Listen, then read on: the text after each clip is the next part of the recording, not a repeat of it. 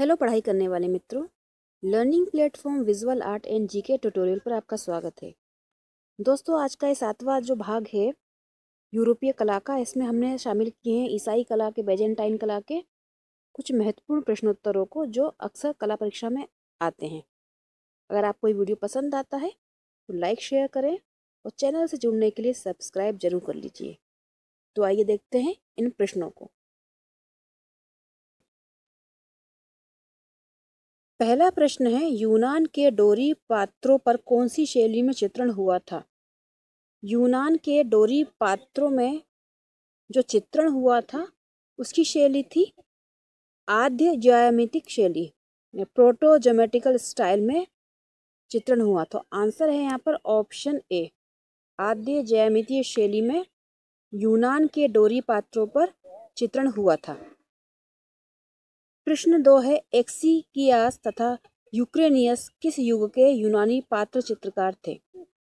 एक्सिकियास तथा यूक्रेनियस ये पात्रों पर चित्रण करते थे, मतलब ये चित्रकार थे, और इनका जो संबंध था वो था शास्त्रीय युग से। आंसर है यहाँ पर ऑप्शन डी, शास्त्रीय युग।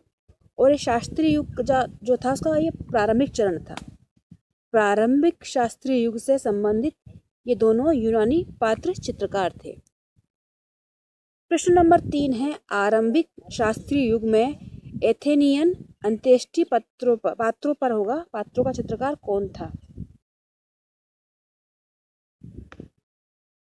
आरंभिक शास्त्रीय युग में एथेनियन अंत्येष्टि पात्रों पर चित्रकारी करने वाले कलाकार थे एक्सिकियास।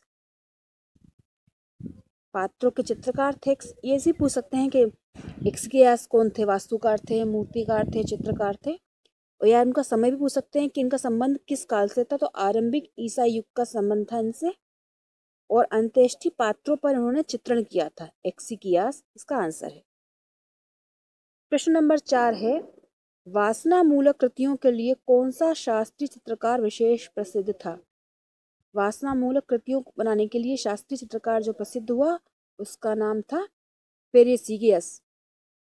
आंसर है ऑप्शन बी, पेरेसियस था, जो कि शास्त्रीय कला का या शास्त्रीय काल का ये चित्रकार था। अगला है प्रश्न नंबर 5, ज़्यूक्सियस ने 5 सुंदरियों के आधार पर किसका चित्र बनाया था? ज़्यूक्सियस ने 5 सुंदरियों के आधार पर चित्र बनाया था हेलन का। आंसर है ऑप्शन बी, उन्होंने हेलन का चित्रण किया था।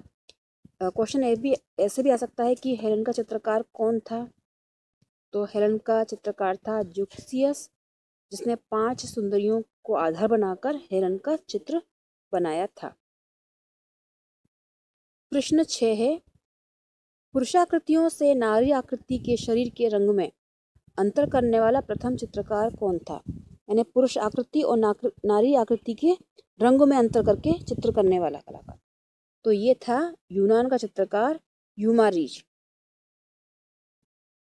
यूमारिज यूनान का चित्रकार था, जो कि प्रथम 6ठी शती ईस्वी पूर्व का कलाकार था। प्रथम 6ठी ईस्वी पूर्व का प्रथम चित्रकार था जिसने कि पुरुष आकृति और नारी आकृति के रंग में अंतर किया था, और ये यूनान का चित्रकार था।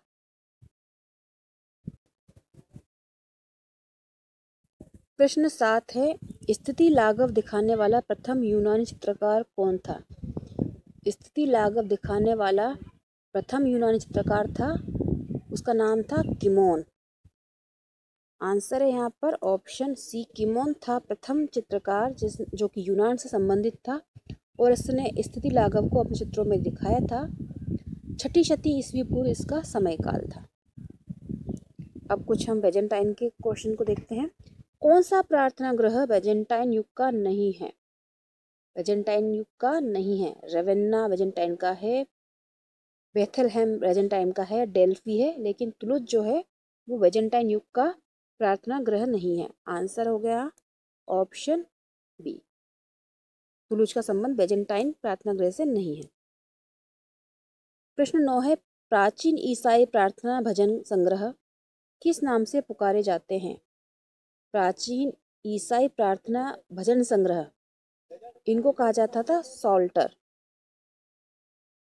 आंसर है यहाँ पर ऑप्शन सी, सॉल्टर कहा जाता था प्राचीन ईसाई प्रार्थना जो थे उसके भजन संग्रह को। प्रश्न 10 है, ईसाई कला में जीवात्मक का प्रतीक क्या है? ईसाई जो काल था या कला थी उसमें जीवात्मक का जो प्रतीक बनाया गया वो था कपोत। वो कपोत यानी कि कबूतरों को कहा जाता है, कपोत है इसका आंसर। इसे ईसाई कला में जीवात्मक का प्रतीक माना गया। प्रश्न 11 है, किस शासक का नाम ईसाई धर्म से विशेष रूप से जुड़ा है? शासक जिसका नाम ईसाई धर्म से जुड़ा है वो है कॉन्स्टेंटाइन। यहाँ पर इसका जवाब होगा ऑप्शन ए, कॉन्स्टेंटाइन जो था ये शासक था जिसका ईसाई धर्म से, जो शासक था ईसाई धर्म से इसका विशेष रूप से जुड़ा हुआ था। प्रश्न 12 है, ईसाई कला। प्रश्न संख्या 12 है, ईसाई कला की सर्वाधिक उन्नति किस शासक के समय हुई? ईसाई कला की सर्वाधिक उन्नति या ईसाई कला का सर्वाधिक उन्नत काल किस शासक का समय था? तो वो था जस्टिनियन का काल। आंसर है ऑप्शन सी, जस्टिनियन का जो समय था वो ईसाई कला की सर्वाधिक उन्नति का काल था। प्रश्न नंबर 13 है, बाइजेंटाइन कला की कौन सी विधा सबसे अधिक प्रसिद्ध है? बाइजेंटाइन कला की जो विधा रही, जो कला रही, वो सबसे अधिक प्रसिद्ध हुई मणिकुट्टिम। आंसर है ऑप्शन बी, बाइजेंटाइन कला की सर्वाधिक जो विधा प्रसिद्ध हुई वो थी मणिकुट्टिम। प्रश्न 14 है, बाइजेंटाइन कला में आकृति विरोधी प्रवृत्ति किस समय चली? बाइजेंटाइन कला में आकृति विरोधी जो प्रवृत्ति चली थी वो चली 1726 से 843 के बीच। आंसर है इसका ऑप्शन सी, 726 होगा, 726 से 843, 726 टू 843 ईस्वी के बीच बाइजेंटाइन कला की में जो समय था वो आकृति विरोधी काल था। प्रश्न 15 है, प्रतिमाकृतियों का संबंध विशेष रूप से किस से है? प्रतिमाकृतियां यानी आइकॉन्स का जो संबंध था वो था काष्ठ तथा हाथी दांत के फलकों से। आंसर है ऑप्शन बी, काष्ठ तथा हाथी दांत के फलकों से संबंध था प्रतिमाकृतियों का, ये विशेष रूप से है। प्रश्न नंबर 16 है, 15वीं-16वीं शती की क्रीट की ईसाई कला को क्या कहते हैं? 15वीं और 16वीं शती की जो क्रीट की ईसाई कला था उसका नाम इटेलो ग्रीक, इटेलो क्रीटन और क्रीटन बाइजेंटाइन ये तीनों ही था। आंसर हो जाएगा ऑप्शन डी, तीनों। ये जो समय था वो 15वीं-16वीं शती का क्रीट की ईसाई कला का था। इसके ये नाम थे जो कि थे इटेलो ग्रीक, इटेलो क्रीटन और क्रीटन बाइजेंटाइन। प्रश्न 17 है, रोम की लुप्त होती हुई सभ्यता में से किस धर्म का प्रादुर्भाव हुआ था? रोम की लुप्त हुई सभ्यता में से प्रादुर्भाव हुआ ईसाई धर्म का। आंसर है ऑप्शन ए, रोम की जो सभ्यता समाप्त हो रही थी और उस समाप्त होती हुई सभ्यता में से ईसाई धर्म का प्रादुर्भाव हुआ था। प्रश्न 18 है, बाइजेंटाइन प्रार्थना गृहों का पूर्ण विकास किस रूप में हुआ था? बाइजेंटाइन प्रार्थना गृह के जो विकसित समय था और विकसित रूप जो हुआ वो हुआ था क्रॉस आधारित भूविन्यास पर। ये विकसित रूप में दिखाई देता है कि बाइजेंटाइन प्रार्थना गृहों का पूर्ण विकसित रूप जो था क्रॉस आधारित भूविन्यास के रूप में देखने को मिलता है। प्रश्न 19 है, ईसाई पूजा गृहों का पूर्ण विकसित स्वरूप कौन सा है? ईसाई पूजा गृहों का पूर्ण विकसित स्वरूप जो है वो क्रॉस के आधार पर भवन उसमें बने थे।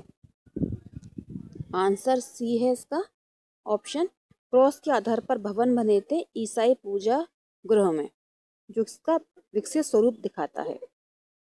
प्रश्न 20 है, ईसाई प्रार्थना गृहों की वेदी पर कौन सी आकृति अधिकांश स्थापित की जाती है?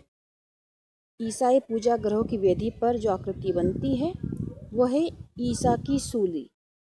आंसर है ऑप्शन बी, ये आकृति अधिकतर देखने को मिलती है। तो दोस्तों ये थे 20 अन्य महत्वपूर्ण प्रश्न। अगर आपको ये प्रश्न पसंद आए हों तो कमेंट करके बताइएगा, और चैनल से जुड़ने के लिए जो जुड़े हुए हैं उनका थैंक यू, और जो अभी तक नहीं जुड़े हैं तो आप जुड़ सकते हैं, और जो भी आपका सजेशन हो वो ज़रूर लिखिए। गुड लक, जय हिंद।